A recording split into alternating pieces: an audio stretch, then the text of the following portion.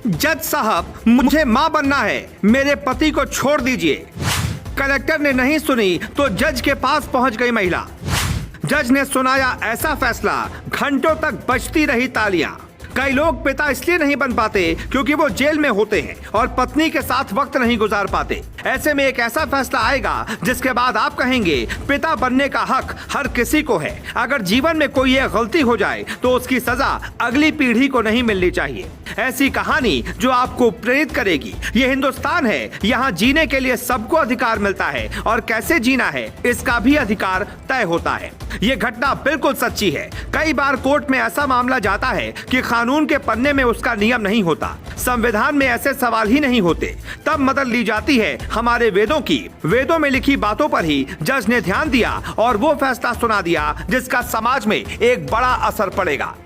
अब हम आपको विस्तार से समझाते हैं। ये घटना राजस्थान की है। महिला ने कोर्ट में दलील दी कि वो मां बनना चाहती है। प्राकृतिक तरीके से मां बनने के लिए पति का होना जरूरी है, लेकिन पति तो जेल में है। ऐसे में उन्हें पैरोल पर बाहर आने का मौका मिलना चाहिए।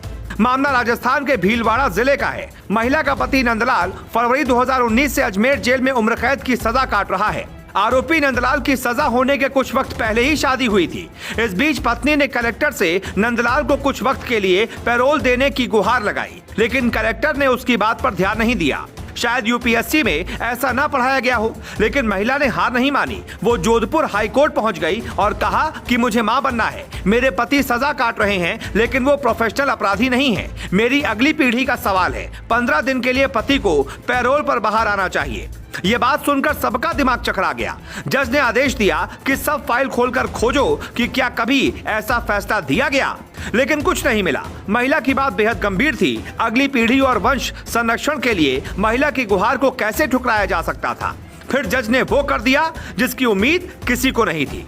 कानून के पन्नों में कुछ नहीं मिला। फिर जज को हिंदू सभ्यता की समझ थी। उन्होंने ऋग्वेद और वैदिक काल से कुछ उदाहरण लिए और सुना दिया ऐतिहासिक फैसला।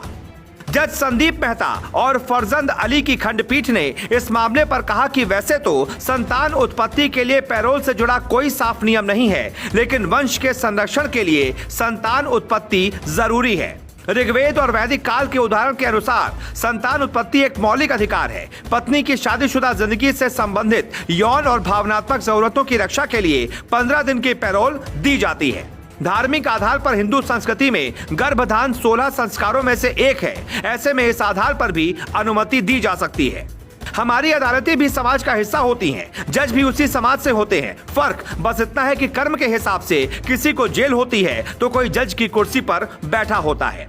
कलेक्टर साहब के पास जब महिला गई तो शायद वो मामले की गंभीरता को नहीं समझ पाए, लेकिन जज ने तुरंत समझ लिया। फिलहाल ये कहानी जोधपुर भीलवाड़ा के साथ साथ पूरे देश में चर्चा में है। ऐसे कई मामले देश में पेंडिंग हैं। वंश को बढ़ाने के लिए पैरोल मिलनी चाहिए ताकि अपराधी भी समझ सके समाज में पिता की भूमिका क्या होती है।